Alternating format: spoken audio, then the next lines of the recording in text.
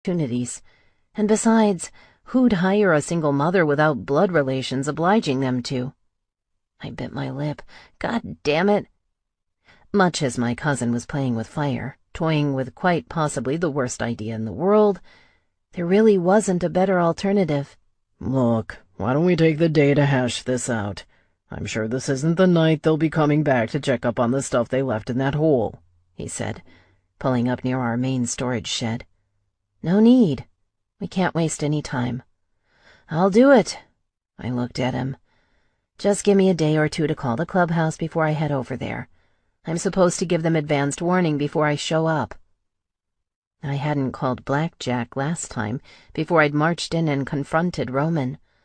I wouldn't tell my cousin that 2 days was the minimum I needed to walk in without screaming, without losing my mind after he'd slammed the door in my face.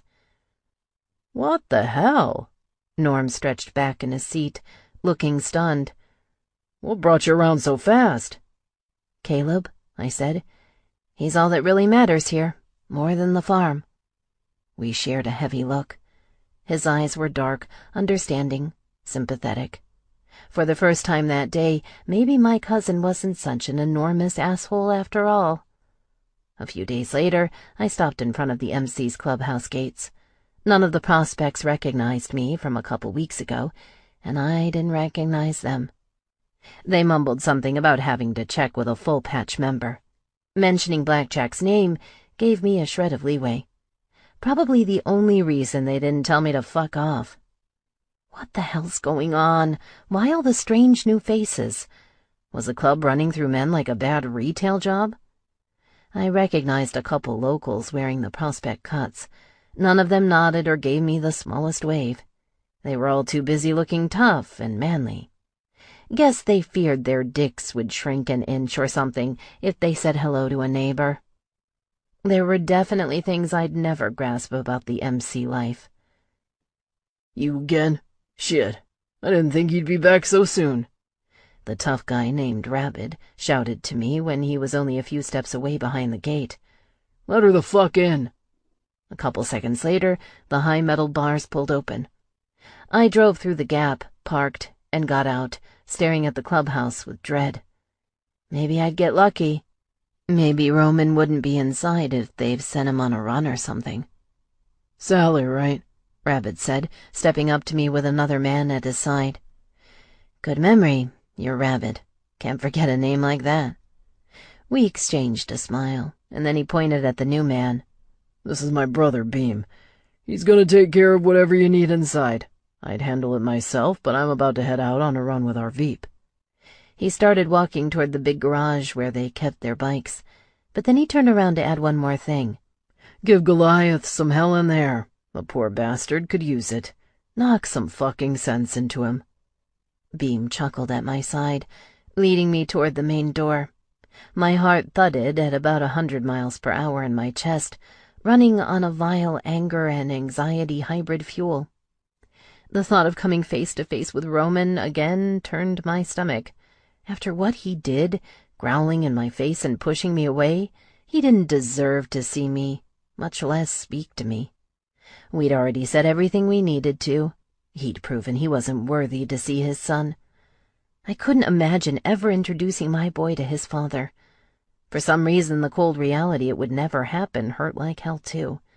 As screwed up as my family had been, they've always been there for me. Uncle Ralph bailed me out when I was 15, right after Mom overdosed on shitty sleeping pills. He finished raising me, turned me into a country girl, probably the only thing that saved me from following Mom's filthy footsteps. Norm, as insufferable as he was, taught me a lot about hard work, and the extended family was always happy to pitch in, babysitting Caleb when I needed them to, or just making me feel like a human being at our holiday dinners. No, it wasn't perfect. I'd never been incredibly close to anyone. I probably never would be. That's the price when you're a black sheep. The girl who threw her youth away making a baby with a badass who wasn't fit to be a dad. But I'd be crazy to leave the only kin I had. Reason number 101, I couldn't seriously dream about fleeing to another state to escape the hell coming down. Shit, baby. Beam said when we got to the door, catching my attention. "I think you're about to be the best-dressed lady we've had in this clubhouse for months." His grin made me stand up straight. He looked me up and down, a slow hunger in his eyes like I hadn't seen since my long-lost summer paradise with Roman. Holy shit. A man was giving me the kind of attention I hadn't had for eons. I couldn't decide whether to smile sweetly or slap him across the face. He was kind of cute in his own weird way. Short, spiky hair, trimmed a little too close on the sides, almost like a rock star, or an overgrown skater kid. His lean, hard muscles weren't hard on the eyes either, even if they weren't as massive as Roman's. He definitely had the biker bad boy vibe, the wild energy that makes a woman want to crawl on the back of a Harley any time, even if it led straight to his bed. Hell, maybe especially if it led to his bed. But however sexy he looked, I wasn't buying it. I wouldn't make the same mistake again, not with another Grizzlies MC boy. Not when the wounds Roman left on my heart were still bleeding, drowning in salt. Instead, I straightened my top, trying to make it a little less revealing in case anyone else inside wanted to throw their eyes on my cleavage. "Thanks," I whispered, the only curt diplomatic answer that fit. "I don't want to be a bother. I just want to get in, talk to your president, and get out." "Keeping busy? We're cool with that. Come on, we don't waste anybody's time." He held the door open for me, and I followed him in. The place wasn't any brighter in the daylight. It always looked like nighttime at the bar, where there were a couple guys drinking, staring at the counter as the neon lights behind them cast their shadowy glow. My eyes flicked to the spot where I'd hurled the broken bottle at Roman. My heart throbbed venom through my veins. It happened weeks ago, but it might as well have been yesterday. Why the fuck did he disappoint me? Why? This all could have gone down so differently. I could have had a family. I could have had a life. We headed toward a dark brown door with the Grizzlies' iconic bear carved in it. Beam's heavy fist pounded the wood. The big gold rings on his fingers echoed through the clubhouse. "It's open," a gruff voice I vaguely remembered yelled from the other side. Blackjack stood up as soon as we walked in. I hadn't seen him for years, and he'd become even more imposing. Long gray hair hung down his shoulders, and his cut clung to him like a vest of armor, the President tag stitched ominously on his chest, along with several wicked-looking symbols only the club would understand. Several seconds passed before he recognized me. "I'll be damned. You're Roman's girl. Christ, what's he done now?" Beam's eyes bulged. Thank God we were alone so nobody else would find out my dirty little secret. "Sally, isn't it?" Blackjack mused, remembering my name. "You're here for him, aren't you?" "Not anymore," I said coldly. "I'm here to talk business, Blackjack. This isn't about Roman." His eyes narrowed and he cocked his head. "Grab a seat. Just you and me." Blackjack waved Beam outside. I sat and spilled everything, trying to focus on his face in the cramped office. It wasn't easy because my eyes kept falling to the patches on his leather. There were claws and daggers and bright red streaks that looked like droplets of blood. Roman had similar patches and inks on his chest, but I never gave them this much attention before. They'd never frozen my blood until now. Jesus, you were really naive when you fucked him, weren't you? These men handle life and death like it's mowing crops. Your business is farming. Theirs is blood. I talked to him, told him about the trapdoor, the eerie little toolbox I found in the dirt. Blackjack stared at me with his arms folded, silent as stone. When it was all over and my lips stopped moving, he leaned forward. "You're right. This is fucking serious. You came to the right place," Blackjack said. "I can't tell you much about what we do, but I'll say this is the first I've heard about cartel activity in our own backyard since early summer." I nodded. "You can come and check it out yourselves. My cousin owns the ranch too, but he's cool with you guys. Bringing you in was his idea." "Smart man. He's right, you know. A lot of good people will get hurt if they're allowed to operate in Redding, brothers and civilians alike." He paused, gathering his thoughts. "I'll send my boys out tomorrow to check on the spider hole and make sure your perimeter's secure." And what about after? Can you have men around the ranch permanently? I need to know we're safe if we're going to be letting your men ride free on our land. I kept thinking about Caleb. His safety came first, second, and third. If anything happened to him because of my mistakes, my oversight, I'd die. And I'd deserve it, too. He didn't answer me at first. I leaned forward, pressing my hands on the cool table. Blackjack, please, I need you on board. If you're coming into my home, you're going to protect it, too. Yeah, all right, he growled at last. We'll add your place to the regular patrols I have my crew do around town. We've got a lot in the balance right now. My men have a lot of obligations beyond your farm, Sally. I know. I have some idea what goes on in MC's. You're not just fixing Harleys and doing charity runs. Blackjack's lips pulled up in a knowing smile, and then it faded just as quickly. One more thing. There's a chance you'll be seeing him. Roman's my enforcer, sergeant-at-arms for this charter. He's the toughest son of a bitch I've got, and he's my agent in the field when I can't be there myself. You really okay with having him on your clay? Damn, I hadn't really thought about it until now, but there was no way around it. Whatever. I couldn't run from the asshole forever. I'd just keep my distance. Stay out in the fields or indoors whenever it was his turn to comb our property.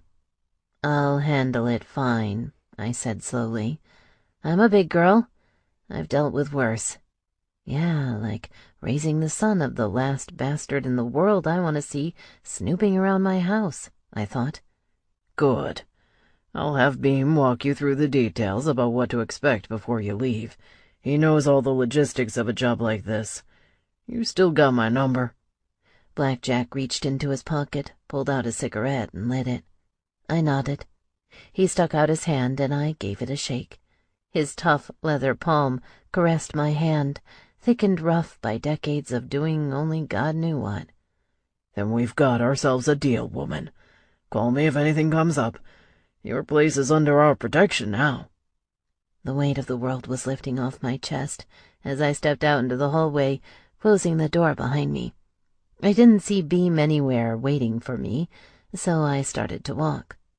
Damn, I had to find him and get out of here. The clubhouse was way bigger than it looked on the outside. A long hall branched off toward what looked like a bunch of rooms. The other way led back where I came, past the spacious bar and the eating area. I headed there first. Beam? A couple guys looked up from their benches. The bald brother named Asphalt stood up, twisting a beer bottle in one hand. He's back in storage. Told me to send you down there if you needed anything. I do. Here, let me show you. Fucking shit. Asphalt staggered over his own boots and swore, obviously a little too tipsy from his drinking. He led me to the same corridor by Blackjack's office, where he stopped and pointed. It's straight down and to your right. You'll see a big steel door. Knock if it's closed. Fucking thing rattles like a tin can. He'll hear you. The biker hiccuped, covered his mouth, and then left me all alone. Ugh.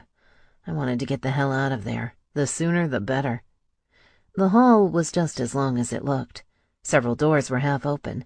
Most of the rooms were empty, but a couple brothers were inside others, passed out and snoring in their beds. A little more than halfway to the section where it hooked left and right, there was another door, wide open and lighter than the others. My eyes caught a naked woman snoozing on the ground, ass up, a massive arm around her, with wicked black ink I'd recognize anywhere. Roman. There he was, buck naked, passed out on the floor with her nasty-looking pigtails draped over his barrel chest. An empty bottle of whiskey slipped from his other hand. My knees stopped working. I jerked to a halt and stared at the unholy sight, shaking my head, trying not to have an instant meltdown. I knew he was a bastard after our last run-in, but seeing this... Hot, painful tears stabbed the corners of my eyes. My voice hitched as I strained to catch my breath, too damned loudly for my own good. I couldn't flee before he was wide awake. couldn't escape before his huge, naked body stood up and stomped toward me. "Fuck me with a torch," he grunted, wiping his forehead, not even bothering to hide his nudity as he stumbled through the opening, pushing me against the wall. "What the hell are you doing here, babe?" God, I tried to cover my ears. He really had the nerve to call me that after this? I'm not your babe, and it's none of your fucking business. "The fuck it isn't," he growled. Grabbing my wrists, he threw them over my head. "You're in this clubhouse. That is my business, seeing how I'm the enforcer, and I didn't tell anybody to let you in." Blackjack did, and he doesn't need your permission. A tiny hint of satisfaction rolled through me as I watched his eyes widen. His grip weakened, just enough for me to snatch my wrists away and slide out underneath him. It would have been a lot more satisfying if he weren't standing there totally exposed, teasing me with his statuesque muscles and furious tattoos. Damn it all, straight to hell. I couldn't force myself to process how a man who looked so perfect could be so fucking evil. Just then, the whore decided to trot up to his side, barely covering her breasts. "What's going on, baby? Who's she?" Roman's head snapped around. I seriously wondered if he was about to break her neck. "Go back inside. This shit doesn't concern you." Their eyes were locked for several seconds before she finally shrugged and went back into his room, closing the door behind her. "You should have fucking called me. The prize should have come to me. We've got history, babe. You can't just waltz in here like this." He took another step forward, toward me, doing absolutely nothing to hide his fuckable body. I wasn't sure how I managed to stay angry. Somehow I forced myself to keep my eyes glued to his face. I didn't even sneak a glimpse at the massive package swinging between his legs, the tool he used to fuck away all my senses, leaving me with a kid he knew nothing about. And it's going to stay that way, too. You blew it, you drinking, whoring, lying asshole. Latching onto that fire deep in my belly was the easy part. Holding on? Not so much, but I did. Get away from me, Roman. I need to find Beam. I don't need you. Get out of my way and go hang with your new girlfriend. Anger wrinkled his huge face. "You fucking around? Girlfriend?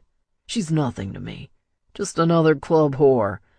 Something to empty my balls in when I've had a few drinks and I want to kick back." "Oh, so just like me?" My voice hardened to a harsh whisper. "That's all I was to you, right? Just another dumb blonde whore." His nostrils flared. Shaking his head, he lifted his fists, then turned around and banged them on the wall. The insane energy in those huge muscles made it sound like someone fired a gun point blank inside the clubhouse. "It's not like that, Sally, and you fucking know it." His fist shot up, pointing a raging finger at me. "You knew damned well what we started, and you decided to throw it in the goddamned trash. You could have dropped me a line any hour, any second, any fucking day, and you didn't. You drove me to these pig-tailed skanks warming my bed. You pushed me the fuck away, and I'm picking up the pieces. Don't you dare blame me for any of this horse shit. We could have had something. I gave you that chance, and you made your choice.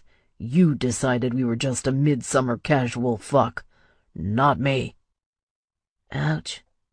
Another dagger in the chest, and it sank deep. There were no innocents here.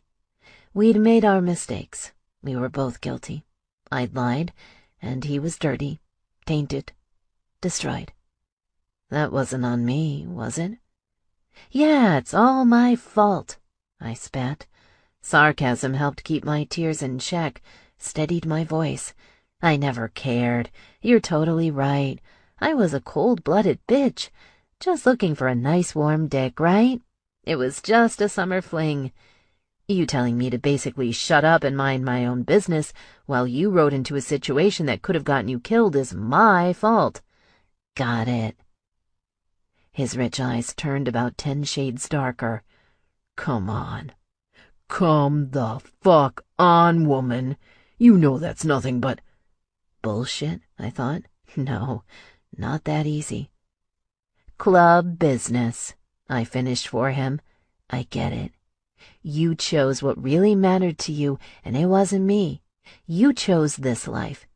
Go live with your choice behind that door. She's waiting. I tossed my hair, looking past him into the clubhouse. I pointed at the room he'd walked out of, where the skank was probably in bed, counting down the seconds until he came back and fucked her. It wasn't just her either, it was the club. What would things have been like if he weren't sucked into all this? Would I have ever tingled for him at all, without those dark inks licking his muscles, without the edge cut into his soul screaming danger? He was the ultimate double-edged sword. I'd only realized too late that both ends were bound to cut me to pieces, unless I threw him away forever. Roman stood there seething for several seconds. I couldn't believe I'd actually rendered him speechless. Surprisingly, it didn't make me feel good. What little satisfaction I had for a second quickly faded. There was nothing except emptiness between us, and even the emotional tension evaporated like dew on a hot morning. "Sally, Roman." I jumped when I heard Beam's voice. He'd snuck up behind me, then took several steps between us, confusion spreading across his face as he looked at Roman. "What the hell's going on here, brother?"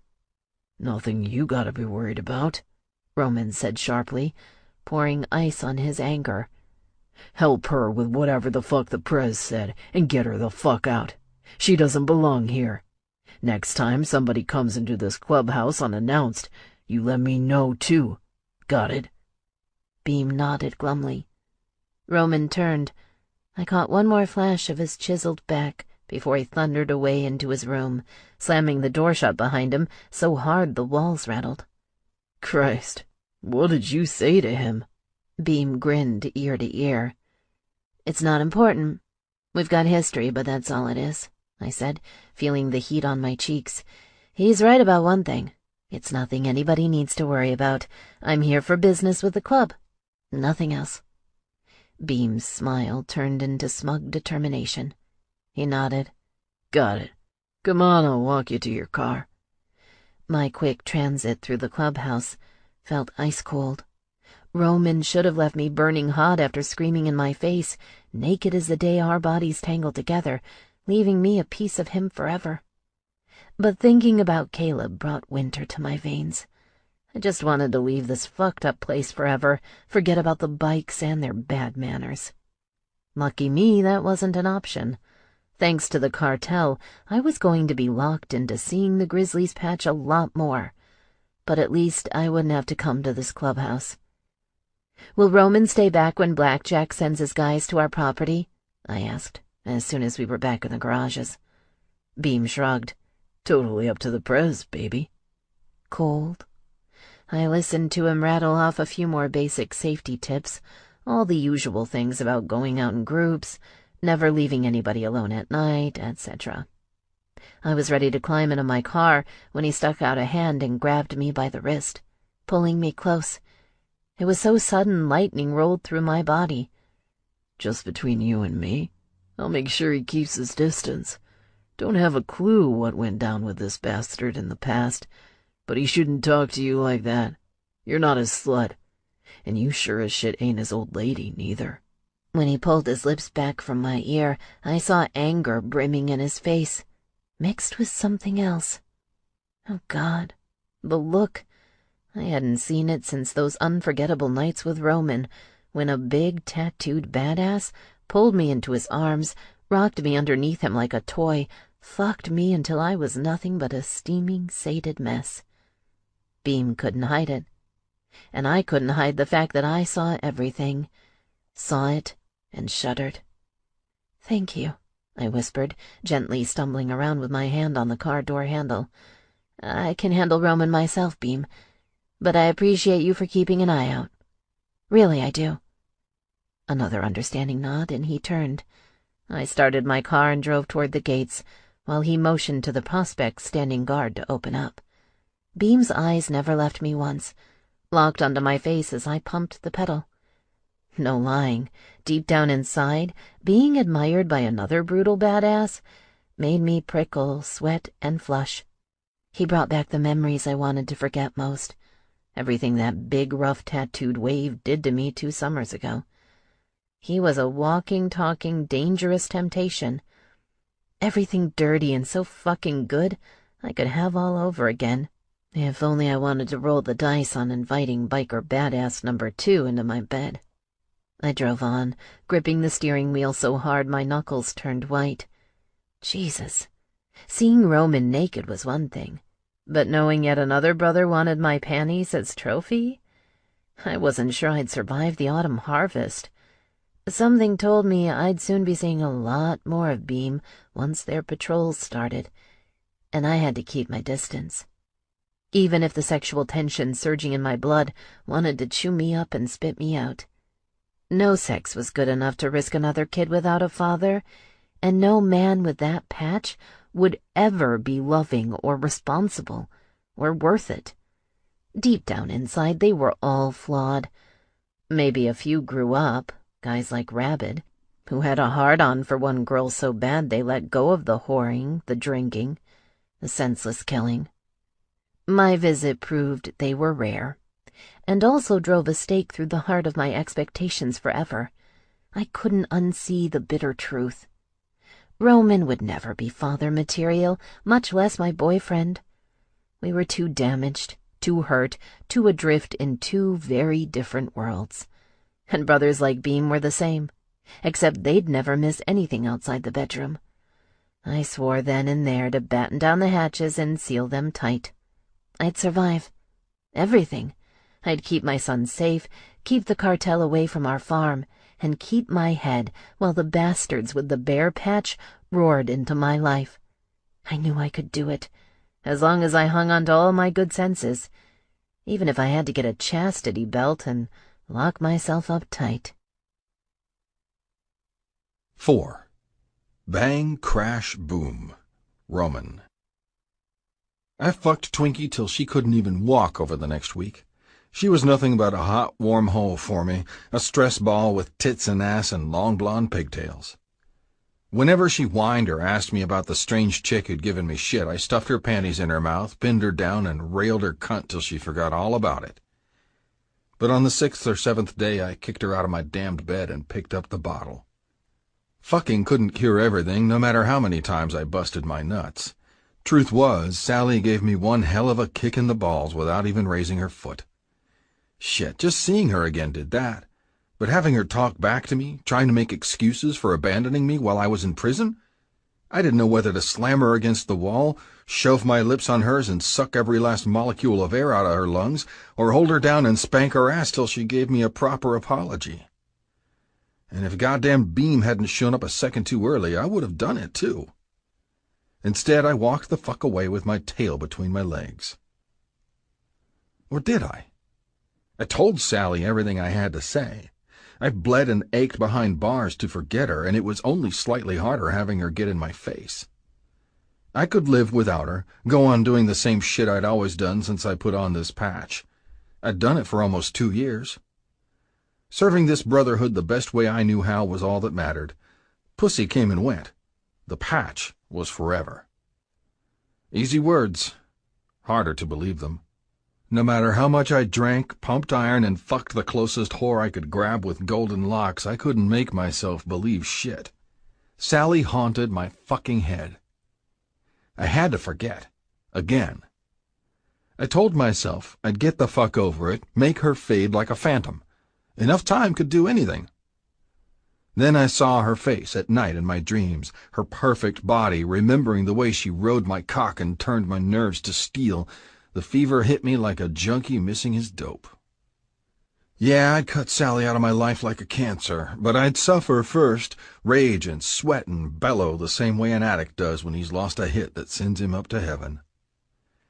Next week, Blackjack ordered us to start our runs, the latest patrols in the endless cartel war, now threatening to bite us on our own turf.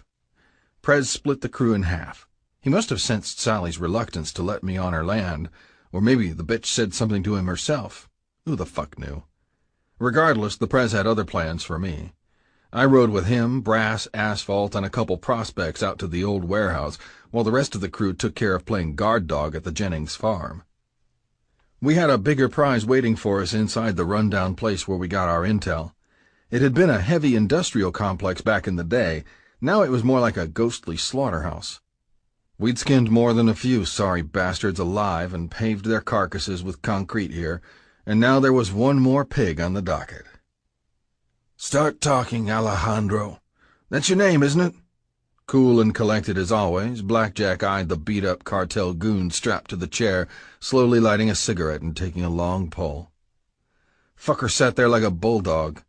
He was a bit older than most of the sloppy thugs we normally brought in, scrawny kids too young to drink but old enough to kill for their border-spanning mafia.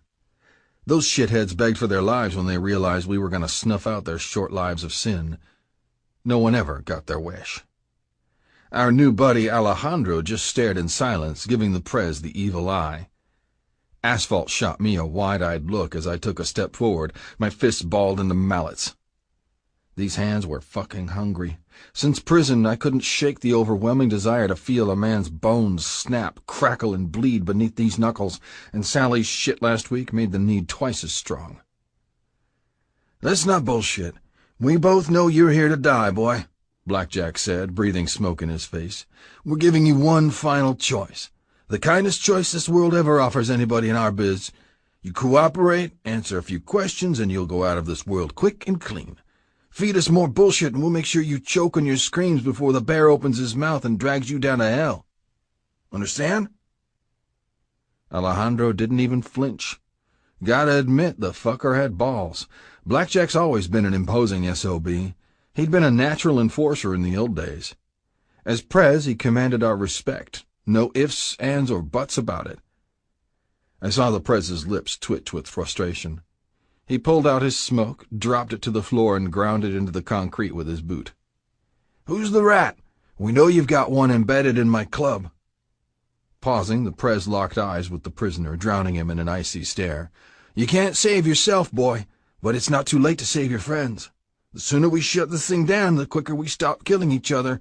Your friends don't have to end up buried beneath 10 feet of concrete, too. Flapping your gums just might save a few lives." For a second, the bastard's eyes lit up. I wanted to believe he'd talk, but they were never so altruistic. The average cartel soldier was a selfish, violent little shit. They didn't have a code like the average MC.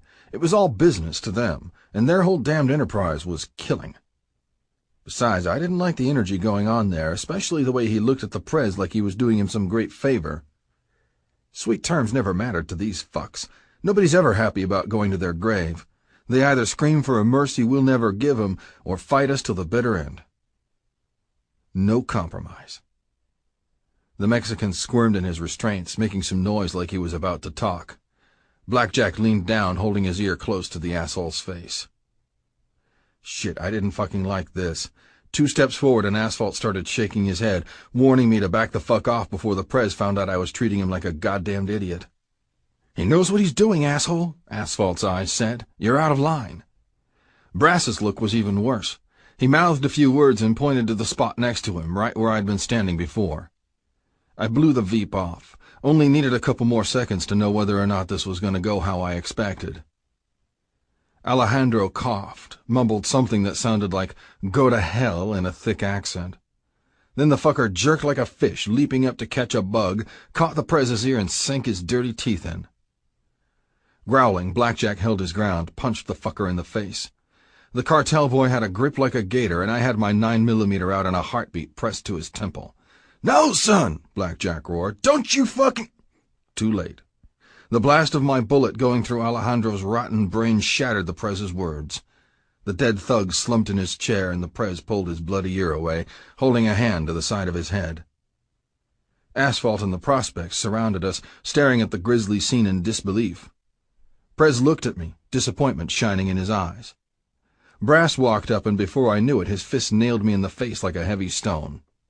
"Asshole! We were all reaching for his throat, and you know it. There was no reason to blow his goddamned brains out." The Veep's lips twitched, his face creased so angry he looked at least 10 years older. "What the fuck were you thinking, Roman? Tell us!" I turned my back, refusing to say shit. Didn't help that I barely had a clean answer myself. Why'd I do it? Because my fists were hungry and the cartel turd beginning to rot in his chair was wasting our fucking time. Boys, clean this miserable piece of shit up and take him to the boneyard out back. Make sure he's buried deep, VP.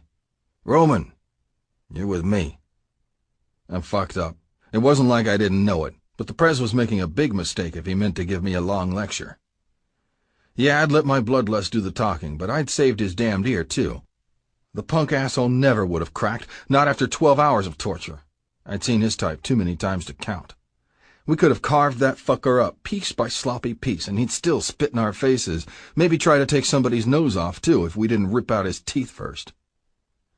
Soon as we got out back, the Prez threw his full weight into me. I hit the wall with an oomph.